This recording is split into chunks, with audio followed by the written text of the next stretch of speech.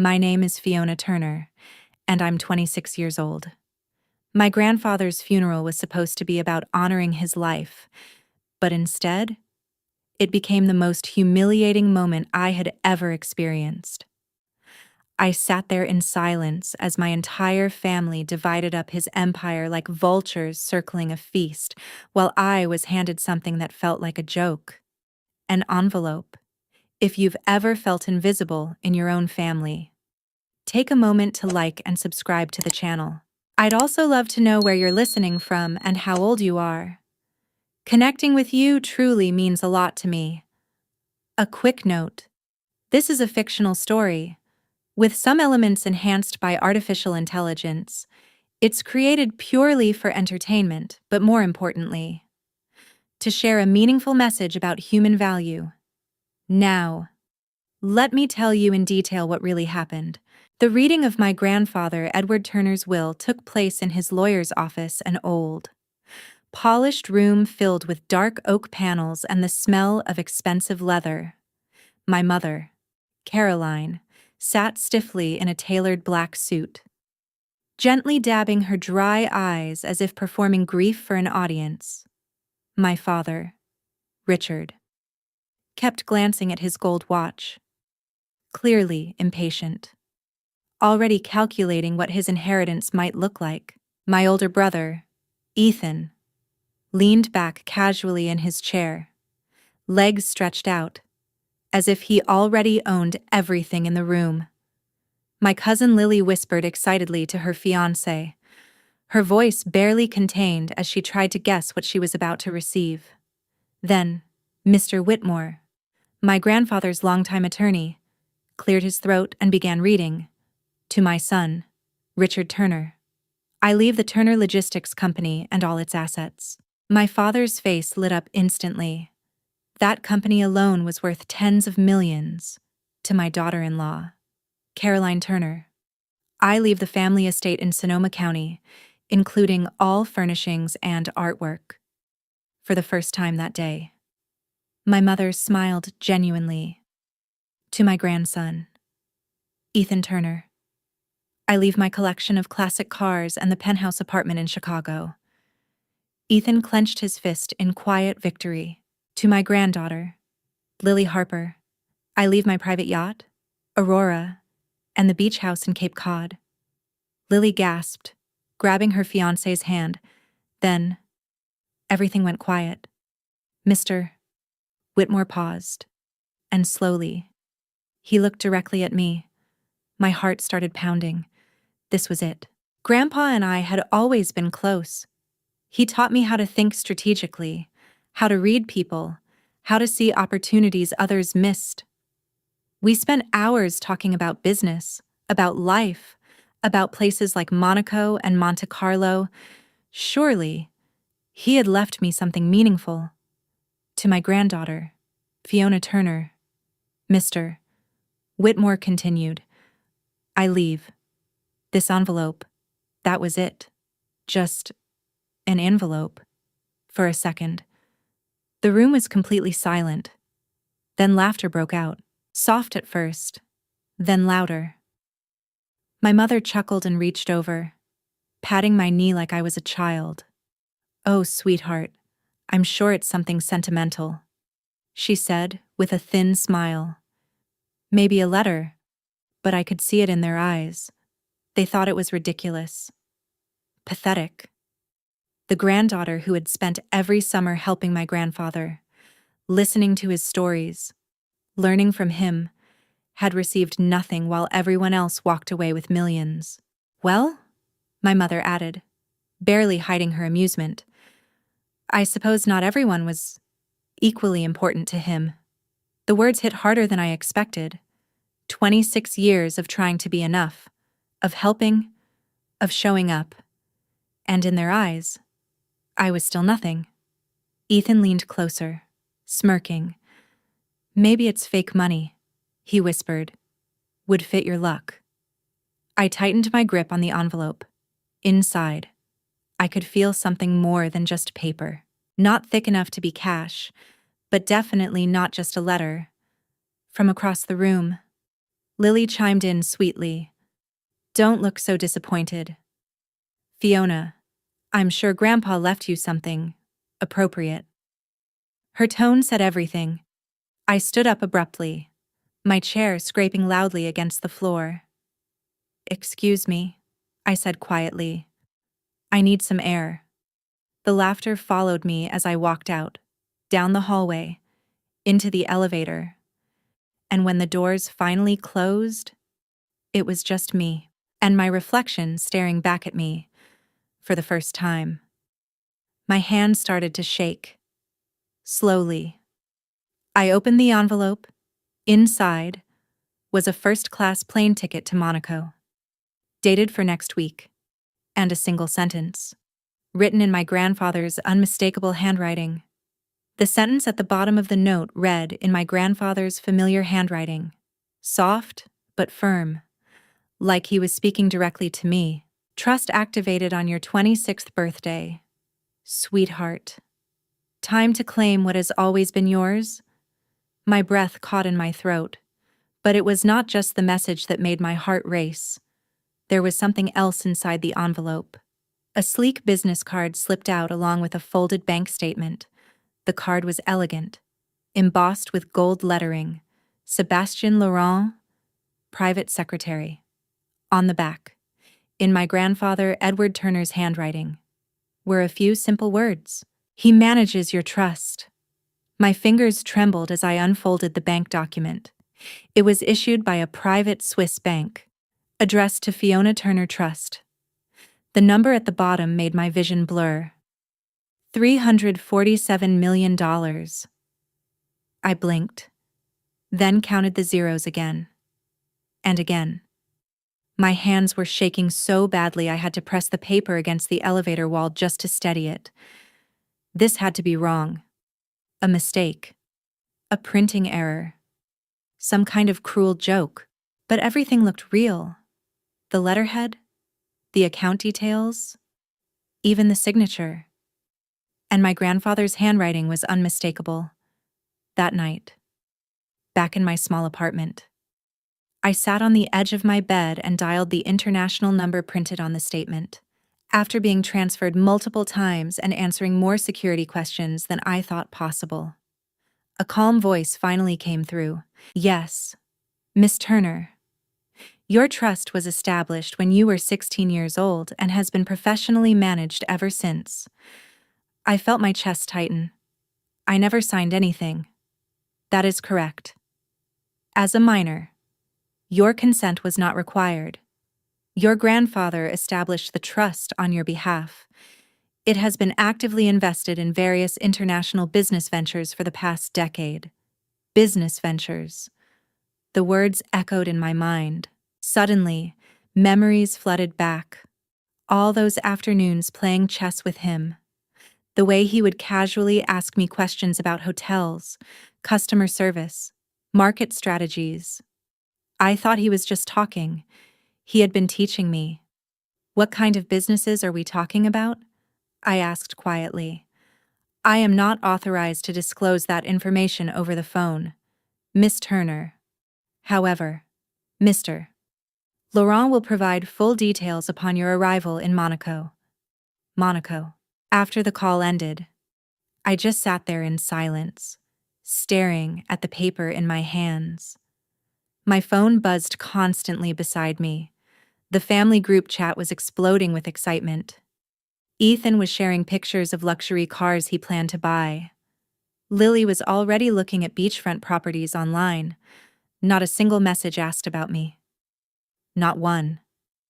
The next morning, I sat across from my parents at breakfast, the bank statement hidden carefully in my bag. I made a mistake. I told them about the ticket. I think I might take that trip to Monaco. The one Grandpa left me. My father nearly choked on his coffee. Monaco, Fiona. Do you have any idea how expensive that place is? Hotels alone cost thousands per night. Your salary cannot support something like that. I kept my voice calm. The ticket is first class. It is already paid for. My mother let out a soft laugh. the kind that carried just enough sweetness to feel like an insult. "Fiona, Monaco is for people with real money," she said. "You would feel completely out of place there. It is all casinos, yachts, and designer brands." Ethan smirked from across the table. "Maybe she can take a few pictures," he added. "Show her students what wealth looks like before going back to her little classroom." Heat rose to my cheeks. But this time, something else settled beneath the embarrassment. Clarity. They had no idea, and for the first time in my life, I realized I did not need them to understand. "Maybe Grandpa had a reason for sending me," I said quietly. My mother sighed, shaking her head. "He was 93. Fiona." He was not thinking clearly toward the end, but I remembered things differently. My grandfather had been sharp, precise, and deliberate, even in his final days. He spoke about investments, markets, and cities like Monaco and Las Vegas with the confidence of someone who knew them intimately. That afternoon, I called in sick to work. Then I spent hours researching. Sébastien Laurent was real, not just real, but powerful. Every article described him as someone who managed billions for elite families around the world. And somehow, I was one of them. The night before my flight, I stood in my apartment packing the best clothes I owned, along with something I had not felt in a long time: confidence. My phone rang. My mother, "Fiona, please reconsider," she said. "You could use that ticket for something practical. It is non-refundable," I replied calmly. She paused, then lowered her voice. "Fine, but at least promise me you will not embarrass yourself. Do not go around telling people who your grandfather was and expect special treatment." I ended the call without answering. As I zipped my suitcase, I caught my reflection in the mirror. 26. Brown hair. Ordinary. At least. That was how my family saw me. But my grandfather never had. He always said I had his instincts, his way of seeing opportunities others missed. Tomorrow, I would find out if he was right. The moment I stepped onto the plane, everything felt different. The flight attendant greeted me with a warm smile, addressing me as Miss Turner as if I truly belonged there. Champagne was offered before takeoff. Every detail, every gesture, made one thing clear. This was not a mistake, and neither was I. Somewhere over the Atlantic. I stopped pretending this was just a strange coincidence. $347 million was not just money. It meant freedom, security, power. It meant I would never have to worry about rent, bills, or whether I could afford the life I wanted. It meant choices, real ones. And for the first time, I allowed myself to wonder what kind of life I could build with it. When the plane landed, I expected reality to return. A taxi, a hotel, confusion. Instead, everything changed the moment I stepped out of customs. A man in a perfectly tailored black suit stood waiting, holding a sign. Not just my name. Miss Fiona Turner, beneficiary of Turner International Trust. My breath caught.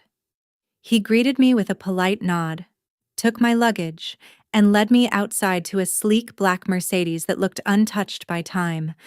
As we drove along the coastline, the Mediterranean stretched endlessly beside us, glittering under the sun. "Is this your first visit to Monaco, Miss Turner?" he asked. "Yes," I managed. "It is beautiful." He smiled slightly. "Mr. Laurent is expecting you. He has personally overseen your Monaco holdings for several years." Holdings. Plural. The word echoed in my mind. Monaco revealed itself slowly. First the harbor, filled with yachts larger than anything I had ever imagined. Then the famous casino, glowing like something out of a movie. Then streets lined with luxury boutiques and quiet confidence.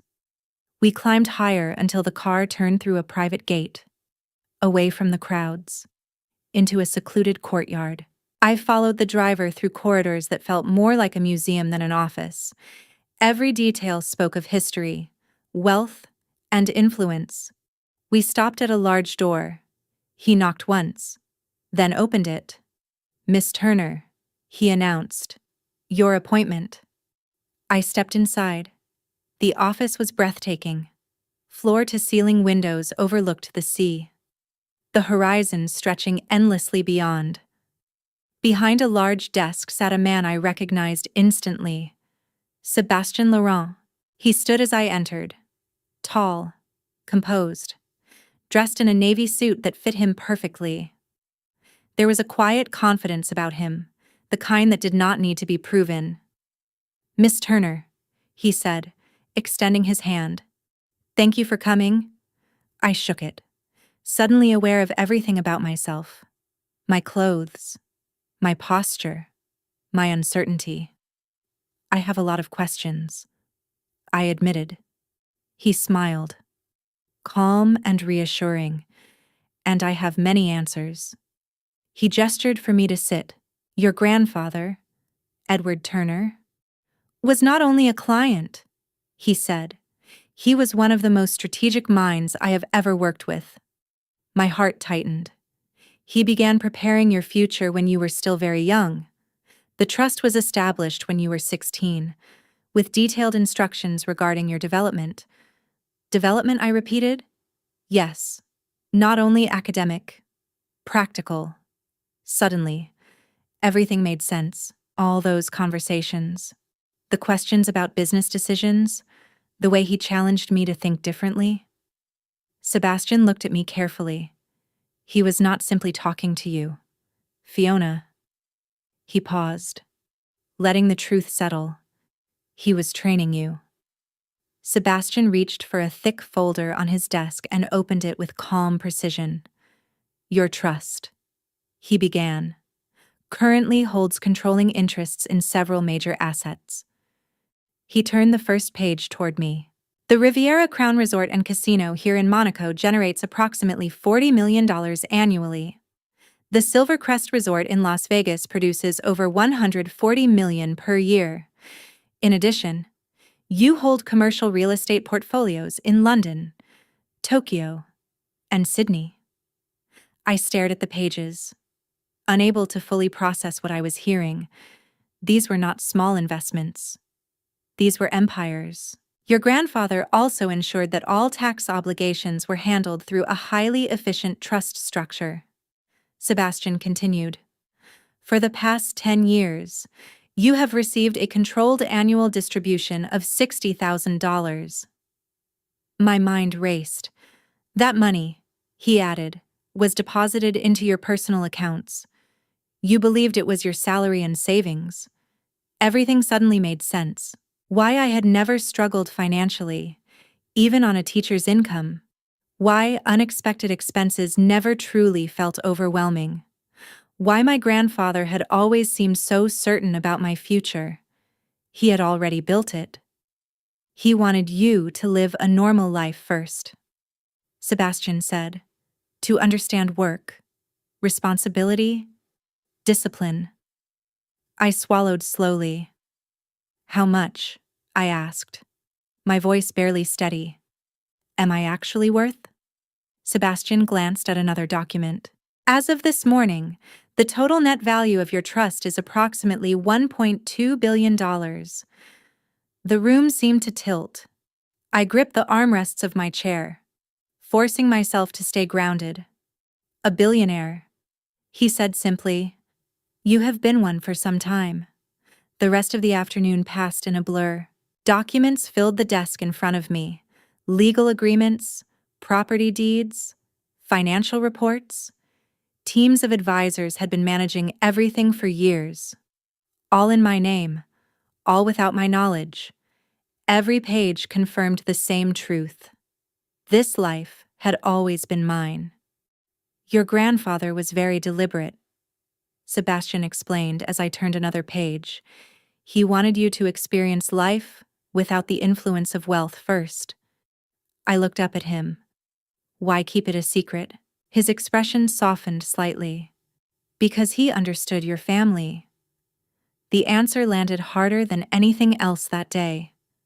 If they had known, he continued, they would not have treated you the same. They might have resented you, or tried to control you, or seen you only as a source of money. Images flashed through my mind, the laughter in that room, my mother's words, the way they looked at me. They had already shown me exactly who they were. He wanted you to see the truth, Sebastian said quietly, to understand who values you for yourself, and who values what you have. I sat back slowly, the weight of it all settling in. And now, he added, the decision is yours. What you do next is entirely up to you.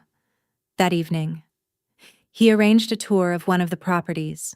As I walked through the grand entrance of the resort, guided by the general manager, I kept reminding myself of something that still felt unreal. I was not visiting. I owned it. The entire resort felt unreal. Everything was flawless, elegant, profitable.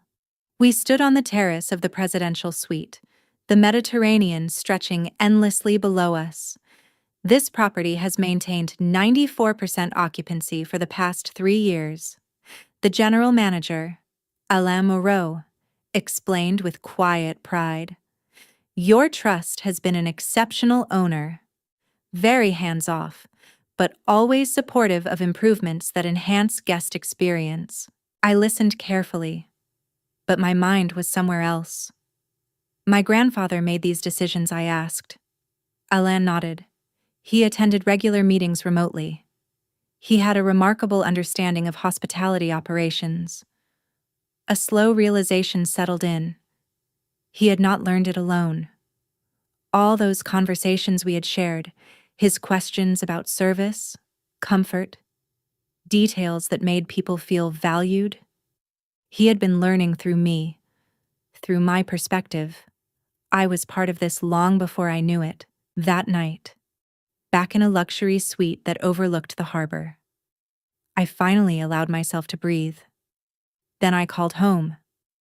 The family group chat was still buzzing with excitement. Ethan had already placed an offer on a condo in Miami. Lily was talking about quitting her job to become an influencer. I almost laughed. They were celebrating millions. I controlled billions. But it was not the money that mattered. It was what my grandfather had truly given me. While they received instant rewards, he gave me something deeper. The chance to grow without pressure. To understand myself before understanding wealth. My phone buzzed with a message from my father. How is your trip going? Hope you are not overspending. I looked around the suite. The view alone was worth more than anything he imagined I could afford. It is educational, I replied. The next morning, everything moved faster. Sebastian had arranged a private jet.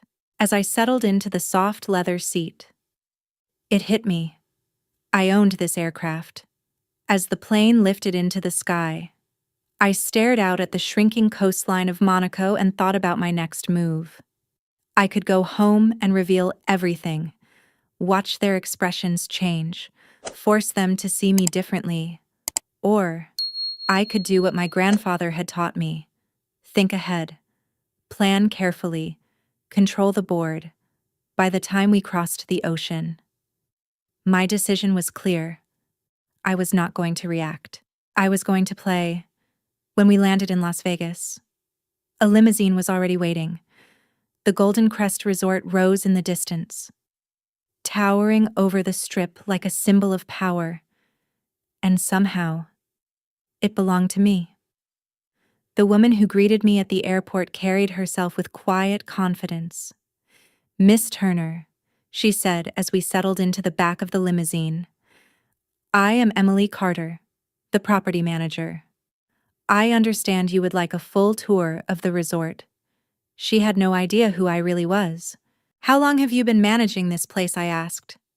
7 years, she replied. I have watched it grow from strong to exceptional. Your trust has always been an ideal owner. Supportive, but disciplined. Your trust, not me. As we walked through the Golden Crest Resort, Emily showed me detailed reports that felt almost unreal.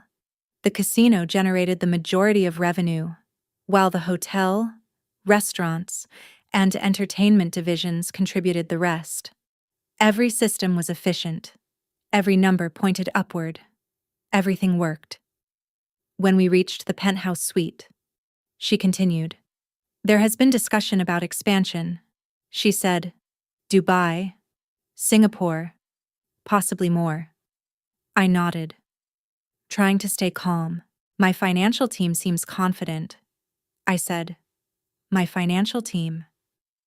The word still felt unfamiliar. That afternoon, I met them. For hours.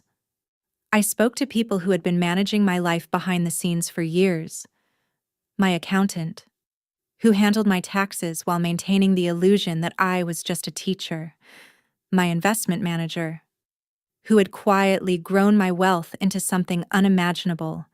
My legal team, who ensured everything was protected. One of them spoke carefully. Your grandfather anticipated this moment. He believed you would want to act strategically once you understood your position. What kind of strategy? I asked. Acquisitions. He said, particularly in areas where you have personal insight. Personal. The word stayed with me. That evening, I sat across from Emily at one of the resort's finest restaurants. The food was exquisite, but my mind was elsewhere. Hypothetically, I said, if someone wanted to acquire a company worth around 30 million, how would that work? She studied me briefly. For your trust, that would be a very small acquisition. It could be completed quickly through existing structures. Would it be complicated? Not at all. The right offer, properly structured, could close within weeks. I nodded slowly, because I already knew the company. My father's shipping business. I remembered the way he spoke about expansion, the stress he tried to hide, the debt he carried.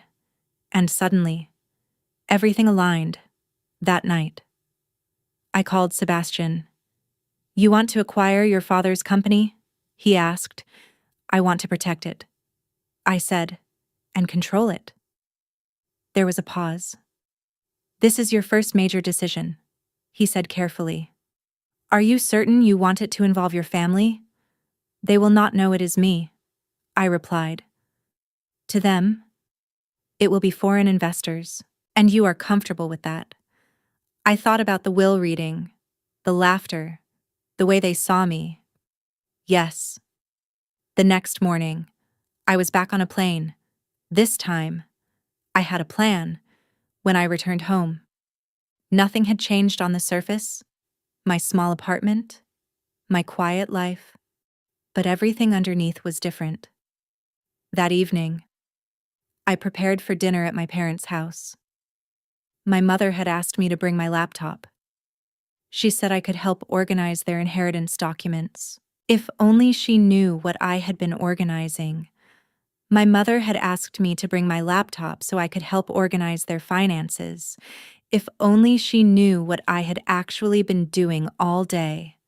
Earlier that afternoon, my legal team had finalized a preliminary acquisition offer for my father's company, Turner Logistics.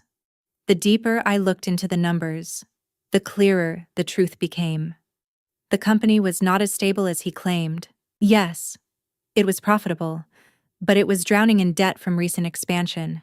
Cash flow was tight. One bad quarter, one lost client, and everything could collapse. A strong buyer could take control without much resistance. My phone rang. It was Emily. Fiona. The analysis is complete, she said. The company is exactly as you described, profitable, but financially strained. Our offer would solve their liquidity issues immediately. How fast can we move? I asked. We can present the offer next week. Anonymous. Of course. Clean structure. Generous terms. No connection to you. And if they refuse? A brief pause. They cannot afford to refuse.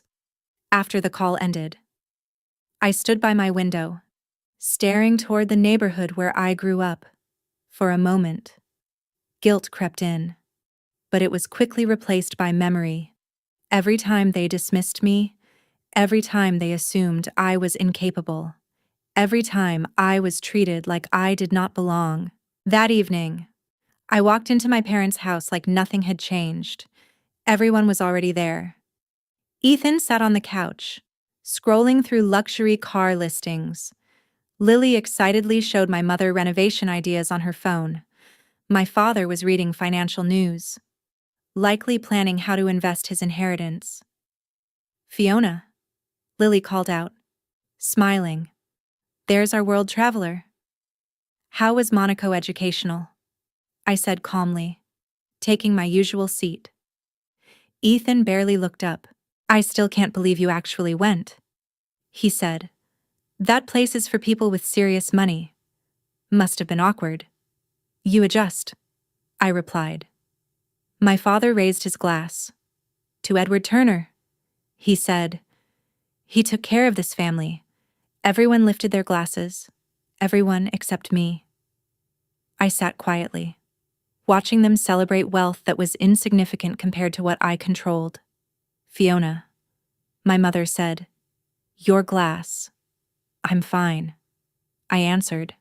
Someone should stay focused. Always practical. My father nodded approvingly. As dinner continued, I observed them differently. They were not cruel, just blind. Blind to who I was. Blind to what I had become. The company is doing well, my father said during dessert. We're expanding routes, possibly acquiring smaller competitors. How is your cash flow? I asked casually. The table went silent. He looked at me, surprised. It's manageable, he said. We've taken on some debt, but projections are strong. What about reserve capital for unexpected risks? Now everyone was staring. My mother laughed lightly. Fiona, leave business discussions to your father. I was just curious, I said, but I already knew the truth. The company was fragile, and they had no idea. Later, in the kitchen, my mother pulled me aside. You don't need to ask those kinds of questions, she said gently. That's not really your area. Not my area. I almost smiled. Of course, I said. That night, as I drove home, I made the call. Present the offer Monday morning. I told my team. All cash, strong terms. And the buyer, they asked. I paused for a second. European investors? I said calmly. Private. Strategic. Then I smiled slightly. Let them believe whatever they want. The offer arrived exactly as planned. Tuesday morning, I was sitting in the teacher's lounge when my phone rang. My father. His voice was tight, almost strained. Fiona? Something unexpected just happened. We received a buyout offer this morning from an international investment firm, completely out of nowhere. I kept my tone calm. Is that good or bad? I don't know, he admitted. It's a very strong offer. Almost too strong. I don't understand why they're interested in us. We're not that big. I could hear papers shuffling in the background. What does your lawyer think? I asked. They want an answer by Friday. That's what worries me. Serious investors don't usually rush like this unless they're very confident. Maybe they see something you don't, I said lightly. He hesitated. Maybe. Listen, can you come to dinner Thursday? I want everyone there. I could use your perspective. If only he knew whose perspective he was asking for. Thursday night felt completely different from the previous dinner. The atmosphere was tense, focused. Documents covered the table. My father stood at the center of it all like he was preparing for battle. They're offering $45 million, he said. That's about 30% above market value. Ethan looked up. Take it, he said immediately. That's an easy decision. It's not that simple. My father replied, This company has been my life. You could retire, Lily suggested. Travel. Enjoy it. I'm not ready for that, he said. And starting over at my age, I quietly reviewed the documents in front of me. Every term was exactly as I had designed, generous enough to tempt him, structured to solve his problems, careful enough not to raise suspicion. Who's the buyer? I asked. North Sea Holdings. He said, Swiss firm. Very reputable. I nodded slowly, scanning the details. What about employee retention? I asked. Management continuity, integration timeline. The room fell silent. My mother stared at me. Fiona, those are very specific questions. I didn't look up. Grandpa always said the fine print matters. I turned another page. These terms are actually strong. I continued.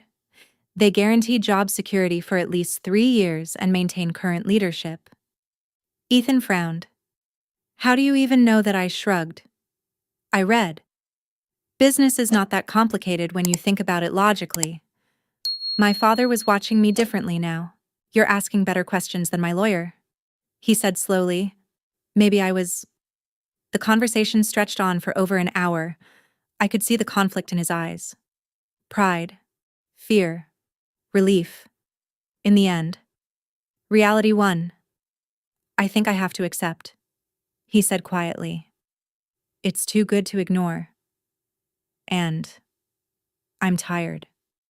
No one argued after that. Later, in the kitchen, I helped my mother wash dishes. Your father looks relieved, she said. He probably is, I replied. Sometimes letting go is the smartest decision. She smiled faintly. You surprised me tonight. You think like someone in business. I almost dropped the glass in my hand. Really? Well, maybe not yet, she added. But you're smarter than teaching. You always have been. 2 weeks ago, she had laughed at me. I'll think about it. I said, Friday afternoon, 4:47. My father signed the documents. By 5:15, he had $45 million. And no company. By 5:30. I owned everything he had just sold.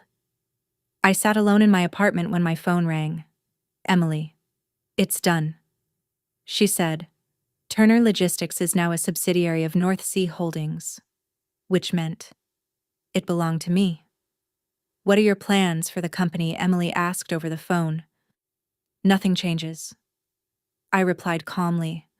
Same employees, same management, same operations. I do not want anyone to feel a difference. And the previous owner, he does not need to know who bought it, I said. Not yet. There was a brief pause. Understood. Anything else? I glanced out my window toward the neighborhood where I grew up. Yes, I said. I want to start looking at real estate. Something significant. How significant? The kind of house people notice. I answered. The kind that changes how they see you. The next morning, my father called. We are having a celebration lunch, he said. A new chapter deserves recognition, a new beginning. I replied. I like that. As I got ready, I caught my reflection in the mirror. He thought he had sold his company to strangers. He had no idea he had sold it to me, to the daughter he had underestimated for 26 years.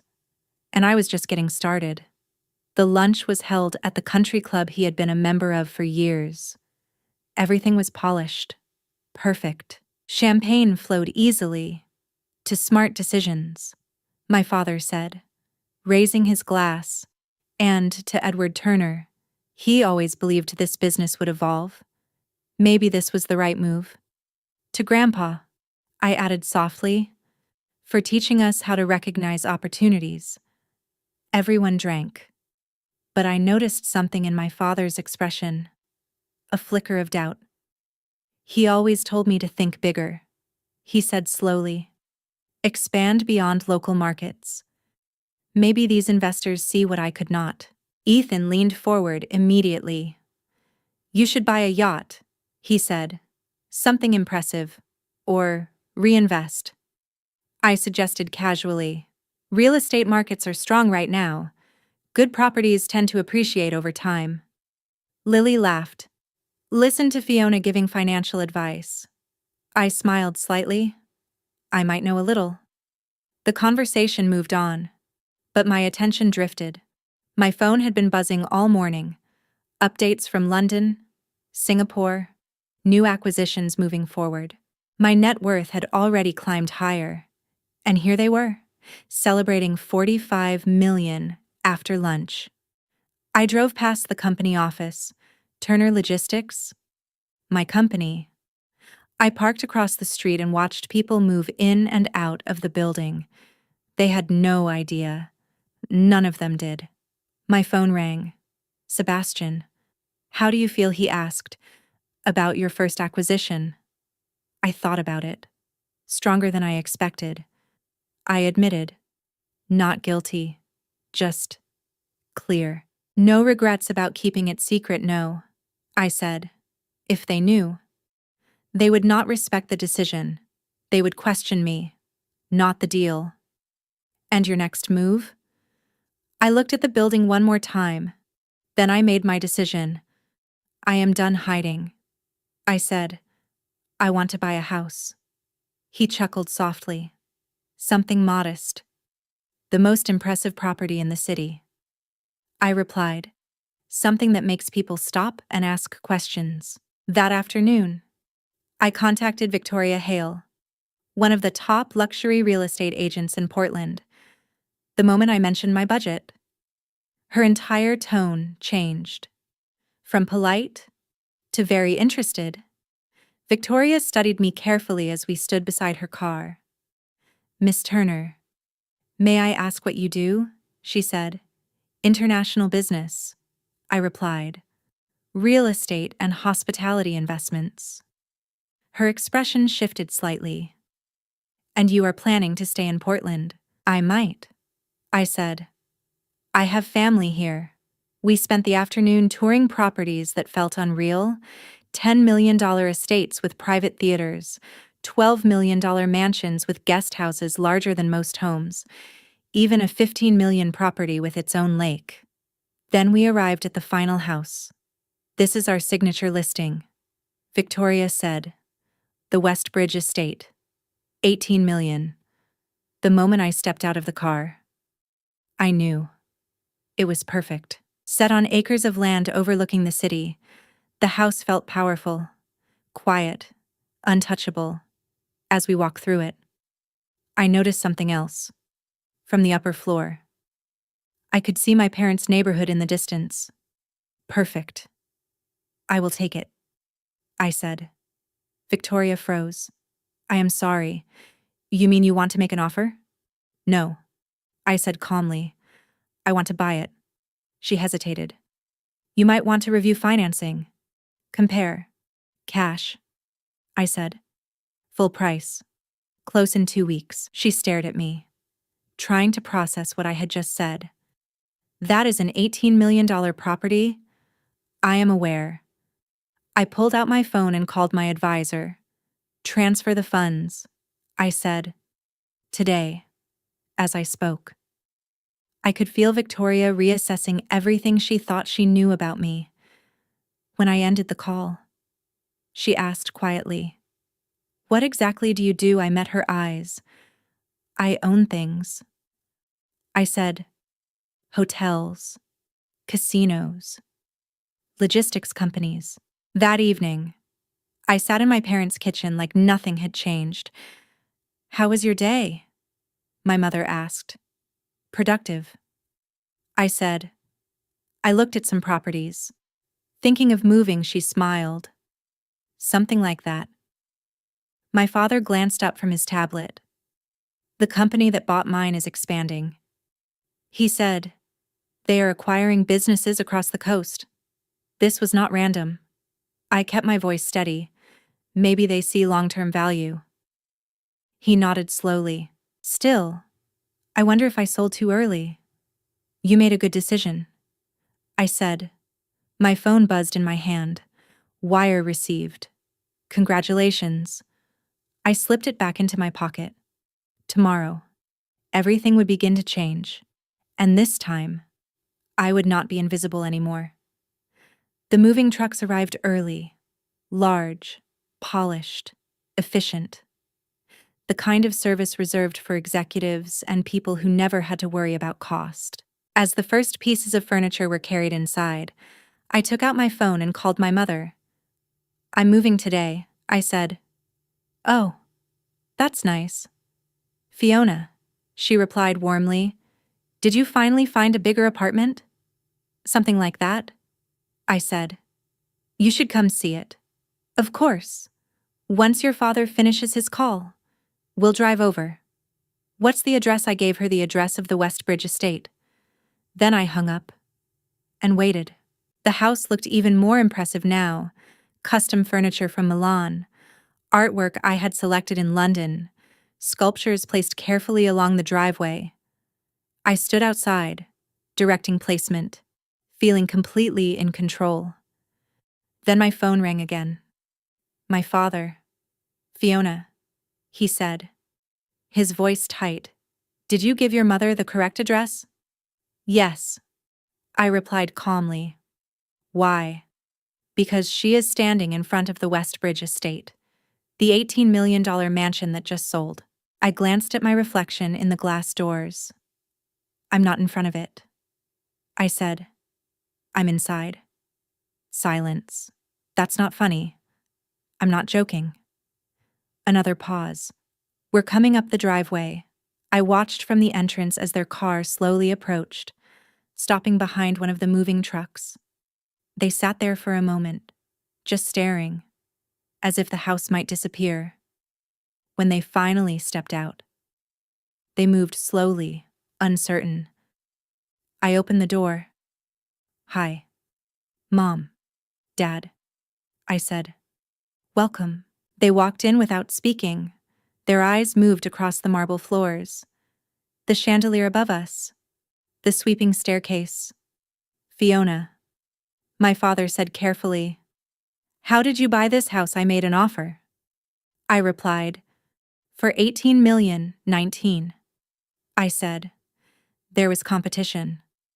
My mother gripped his arm. This is not possible. You're a teacher. Former teacher. I said. I resigned.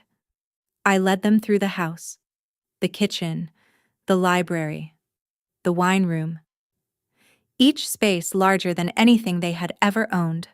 By the time we reached the master bedroom, they were silent again. The city stretched below us, their neighborhood visible in the distance. You need to explain this, my father said. I walked to the window. Do you remember the envelope? I asked. The letter, my mother said. It was not just a letter. I replied. They waited.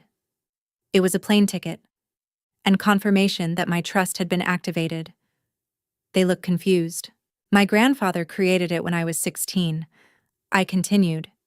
It has been growing for 10 years. How much? My father asked. I turned to face them. Over 1 billion. He sat down heavily. That's impossible. I own resorts in Monaco and Las Vegas, hotels in Europe and Asia, commercial property across multiple countries. My mother's voice dropped to a whisper. A billionaire? I nodded. The envelope you laughed at. It gave me everything. The room fell completely silent. Finally, my father spoke. If this is true, why didn't you tell us? I almost laughed. When I asked. During the will reading. When you were all laughing at me. When you said Grandpa didn't care about me. They said nothing. You showed me exactly how you see me. I continued. The one who didn't matter. We didn't mean that. My mother said quickly. Yes, I said softly. You did. My father stood up, shifting into familiar territory. Let's think about this logically, he said. If you have this kind of wealth, there are implications. Family structure, tax planning. There it was. Not concern. Strategy. Actually, I said, taking out my phone. There is something we should discuss. I opened the email and looked directly at him. About your company. I recently acquired something, I said calmly, holding my phone in my hand. Something you might find interesting. My father frowned. What are you talking about? North Sea Holdings, I continued. The company that bought Turner Logistics. He froze. That is my company. Silence filled the room. You bought it, he said, his voice unsteady. You paid $45 million for my business. I nodded. A fair price, I said. Considering the debt and cash flow risks, my mother stepped forward, shaken. Fiona, this is insane. You cannot just buy your father's company. I can, I replied. And I did. My father's face changed in ways I had never seen before. Shock, anger, confusion, and fear. Sell it back, he said finally. Please. That company is my life. It was your life, I said quietly. Now it is my investment. He stared at me. You cannot do this. I already have. I moved toward the door. You should go home, I added. Take time to think. We can talk again when you are ready to have a real conversation. We are not leaving, my mother said. Not until you fix this. I turned back slowly. Fix what I asked. You sold a company. I bought it. I paid more than market value. Everything was legal. My father's voice broke. Fiona, please. For a moment, I felt it. The old version of me, the one who wanted approval, who avoided conflict. But then I remembered everything. The laughter. The way they looked at me. I will see you again, I said softly. When you are ready to treat me like family. After they left.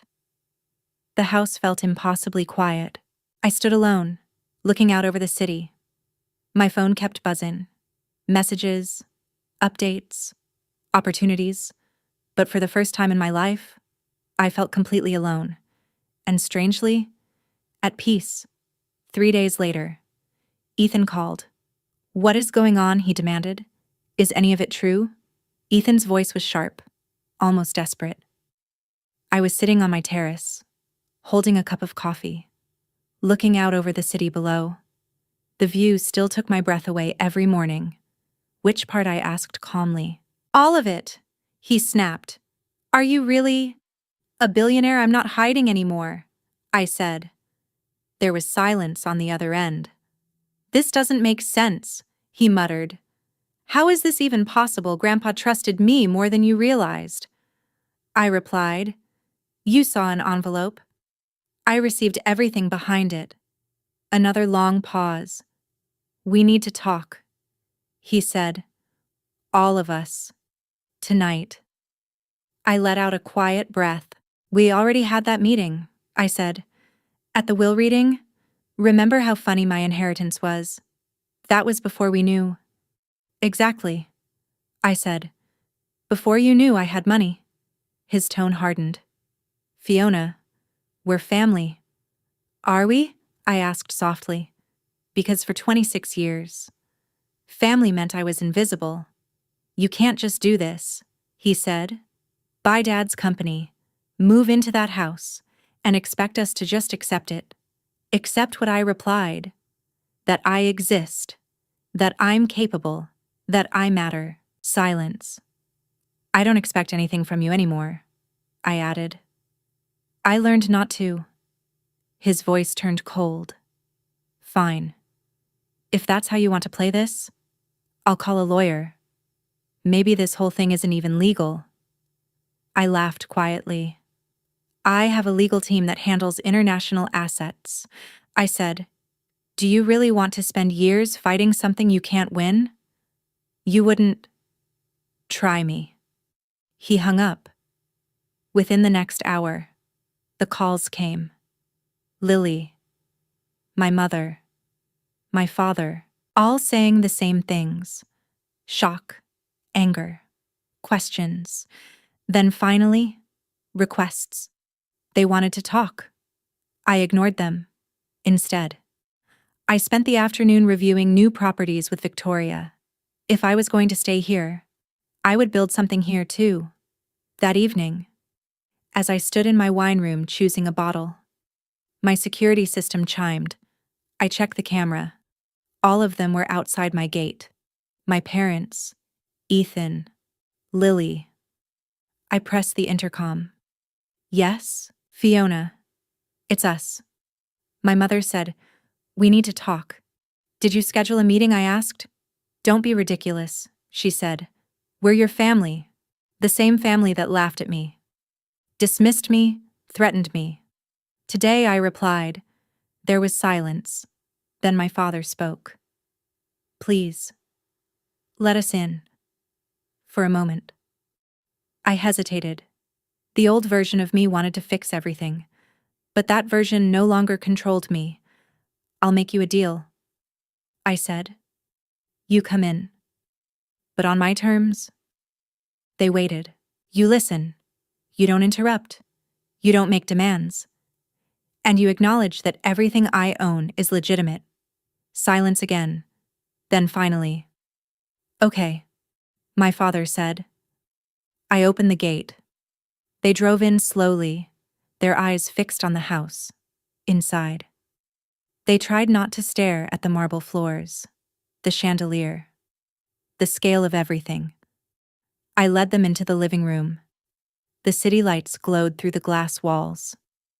I sat across from them.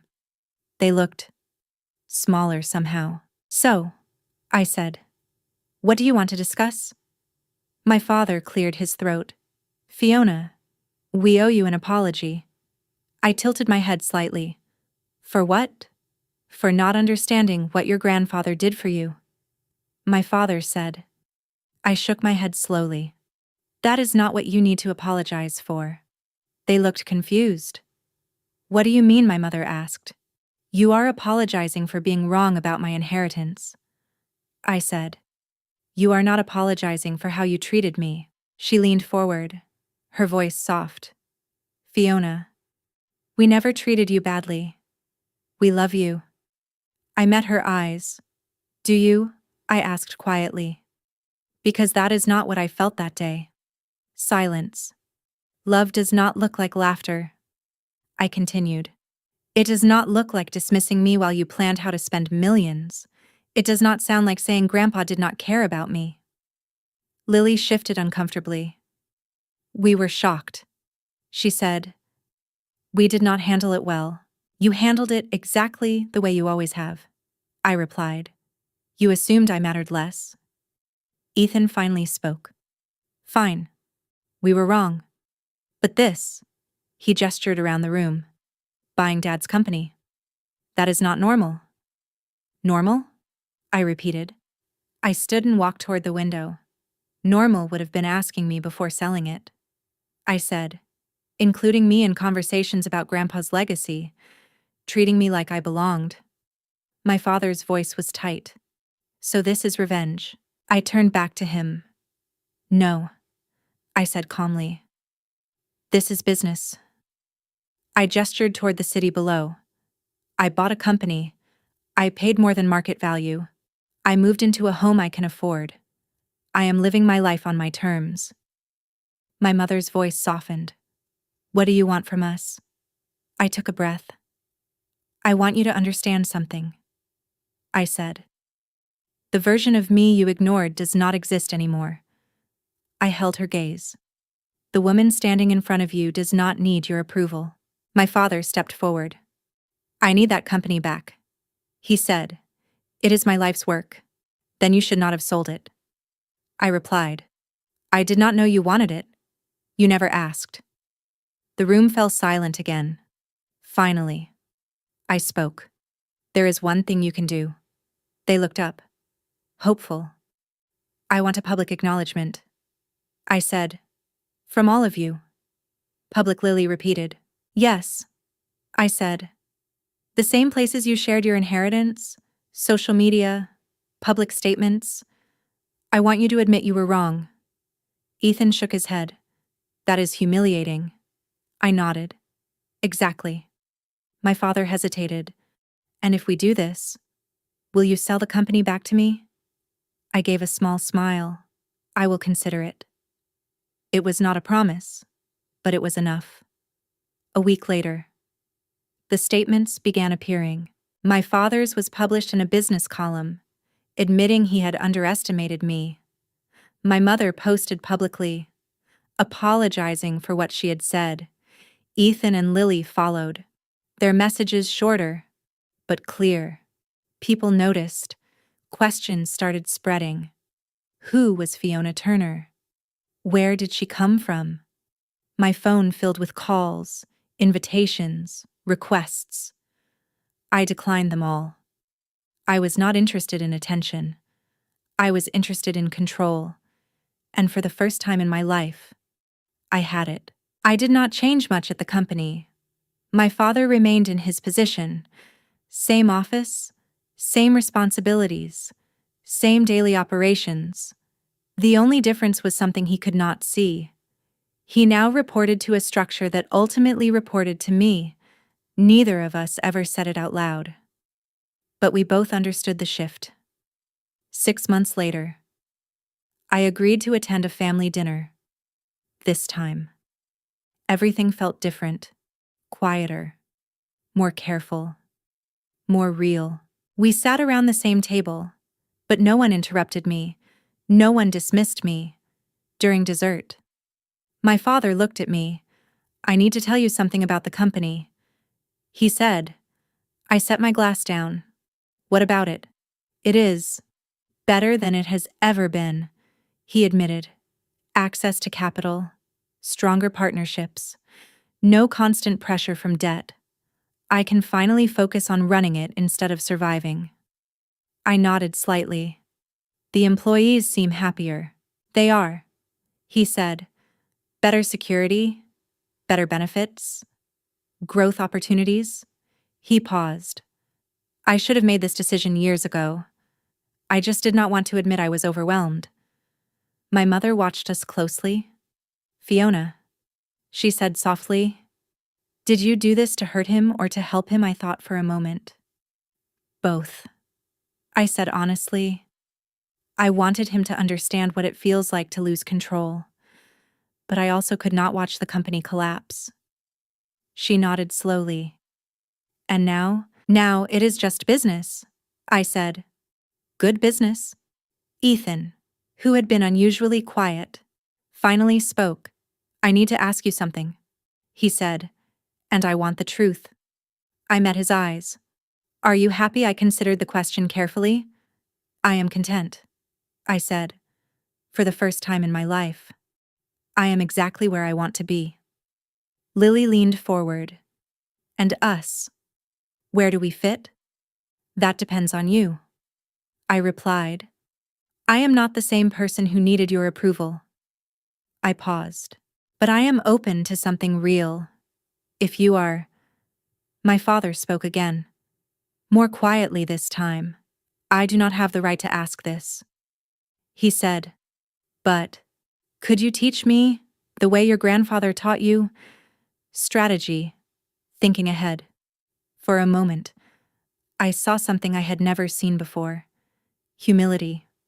I smiled. I would like that. Later that night, I drove back to my house. As the gates opened and the driveway curved toward the entrance, I called Sebastian. How are things with your family? He asked. Different, I said. More honest. And you? I looked at the house in front of me, the life I had built. I am proud, I said. 6 months ago, I was invisible. Now, I am exactly who I was meant to be. He would be proud of you, Sebastian said. I hope so, He laughed softly. I imagine he would appreciate your strategy. Sometimes you sacrifice pieces to win. I glanced at my reflection in the mirror. Stronger. Calmer. No, I said quietly. I did not just win the game. I paused. I found myself. After the call ended, I sat there for a moment, looking out over the city lights. Tomorrow would be busy. Meetings, deals, decisions. But tonight, I finally felt at peace. That night, I sat quietly in my driveway, looking at the house that had changed everything for the first time in my life. I felt completely comfortable in who I was. It had taken 26 years, and a plan my grandfather had set in motion long before I understood it. But every moment had been worth it. 1 year later, I stood on the deck of my yacht, watching the city skyline drift past as we moved along the river. The boat was not the largest, but it was exactly what I needed. A place to host meetings, to gather family, to think. The past year had transformed everything. My family's public acknowledgments had opened doors across the city. Suddenly, I was no longer invisible. I was someone people wanted to meet, to work with. I had invested locally, hotels, residential developments, a technology company tied to maritime logistics. My portfolio had grown. So had I. That evening, we gathered again. Dinner at my house had become a routine, not out of obligation, but something closer to choice. How is the company? I asked my father. He smiled in a way I had never seen before. Better than ever. We are expanding internationally. Opportunities we never had before are now within reach. And the employees, they feel secure, he said. Part of something bigger. My mother watched quietly, then spoke. Fiona, can I ask you something? Of course.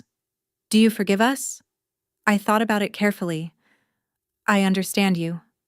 I said, you were not trying to hurt me. You just did not see me. She frowned slightly. That is not the same as forgiveness. Maybe not, I said. But what happened? It helped me. They looked at me, surprised. If you had believed in me from the beginning. I continued. I might never have learned to believe in myself. Lily leaned forward. So you are saying, you are grateful I am grateful for what I became. I said, not for how I was treated. Ethan spoke next. Quieter than usual. I have been thinking. He said, about what you said, about earning respect. I waited. I have never earned anything, he admitted. I want to change that. How? I asked. I want to work. He said, start from the bottom. No shortcuts. I studied him carefully. For the first time, there was no arrogance, only honesty. You start at the lowest level, I said.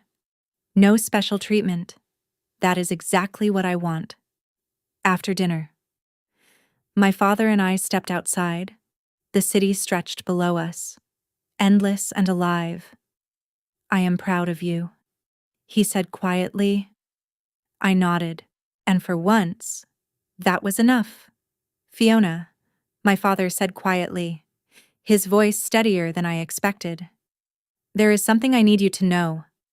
I looked at him. I am proud of you, he said. I opened my mouth, but he raised his hand slightly. Not because of the money, he continued. Not because of the success, but because of who you have become. His words landed deeper than anything else he had ever said to me. You are stronger than I was, he added. Smarter than I realized, and kinder than I deserved. I felt my chest tighten. Your grandfather saw something in you that the rest of us missed. He said, he was right to trust you, and he was right to let you find your own worth first. For a moment, I could not speak.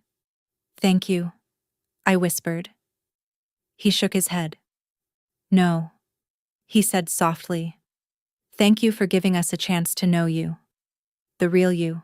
Later that night, I sat alone in my office, surrounded by screens filled with reports from across the world. Monaco was exceeding projections. Las Vegas was preparing for expansion.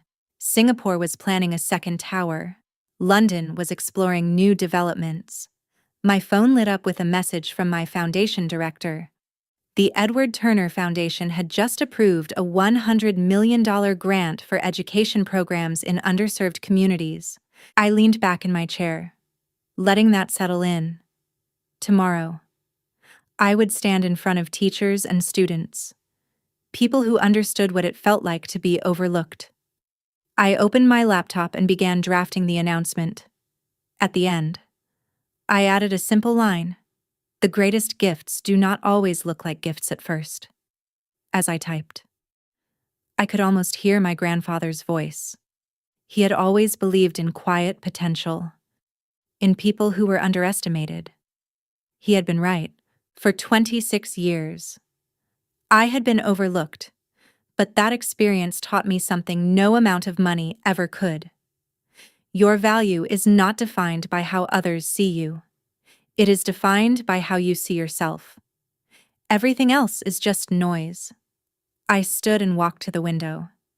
In the distance, I could see the neighborhood where I grew up. Small houses, quiet streets, people living ordinary lives. They were not bad people. They just never saw the full picture. Tomorrow's schedule filled my mind. Meetings, investments, decisions. But first, coffee with an old friend. A reminder of who I used to be and who I chose to become.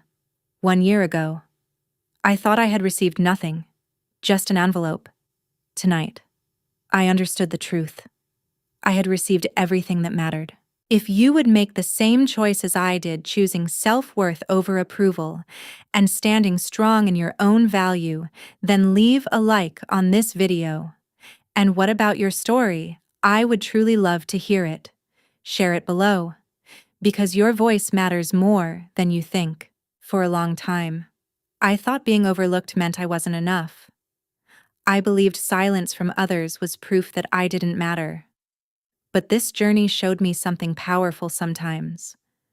Being underestimated is not a weakness. It's a hidden advantage. It gives you the space to grow, to learn, and to become stronger without pressure or expectations. I learned that true value is not loud. It doesn't need applause or validation to exist. It grows quietly, through resilience, through patience, through the moments when you choose not to give up on yourself even when others already have. And when the time comes, that quiet strength becomes undeniable. What changed everything for me wasn't wealth or success. It was the moment I stopped trying to fit into a version of myself others were comfortable with. I started asking a different question, not, do they see me, but do I see myself clearly? And once I did, everything shifted. My decisions became stronger. My voice became steadier. My life became my own. If you've ever felt invisible, I want you to understand this. Your story is not over. You are not behind. You are simply in the part of your journey where you are becoming someone extraordinary. And one day, the same people who overlooked you may not even recognize the person you've become. If this message speaks to you, take a moment to subscribe, like this video, and share your thoughts in the comments. Your voice has value, and your story can inspire someone else who feels exactly the way you once did. Thank you for being here, for being part of something meaningful. I'll see you in the next story. Welcome to Family Confessions. Our stories go beyond entertainment, helping viewers recognize toxic behaviors, understand boundaries, and reflect on their relationships, while reinforcing self-worth and the strength to heal and move forward. Each video follows a structured workflow ensuring quality and value for our audience. Thank you for being here.